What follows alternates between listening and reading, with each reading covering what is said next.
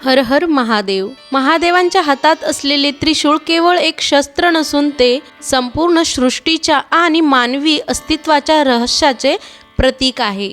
जेव्हा आपण त्रिशूळाकडे पाहतो तेव्हा त्यातील 3 टोके आपल्याला जीवनातील 3 महत्त्वाच्या पैलूंची जाणीव करून देतात. त्रिशूळाचे आध्यात्मिक महत्त्व म्हणजे मानवी प्रवृत्तीच्या 3 गुणांचे प्रतिनिधित्व करतात. पहिले सत्व, शांतता आणि पावित्र्य. दुसरे रज, कर्म आणि क्रियाशीलता. तिसरे तम, जडत्व आणि अंधकार. भगवान शिव या त्रिशूळाद्वारे आपल्याला शिकवतात की जोपर्यंत आपण या 3 गुणांमुळे संतुलन राखत नाही तोपर्यंत आपल्याला आत्मिक शांती लाभत नाही. जेव्हा मानवी बुद्धी या त्रिशूळाप्रमाणे एकवटते तेव्हाच अज्ञानाचा नाश होऊन सत्याचा प्रकाश मिळतो.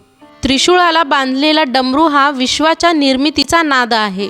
तो आपल्याला सांगतो की जग सतत परिवर्तनशील आहे आणि त्या परिवर्तनाचा स्वीकार करणे म्हणजेच भक्ती आहे. आजचा दिवस सुरू करताना आपण प्रार्थना करूया की आपल्यातील नकारात्मक गुणांचा नाश व्हावा आणि सत्वगुणांचा उदय होऊन आपले जीवन आनंदी व संतुलित जावे.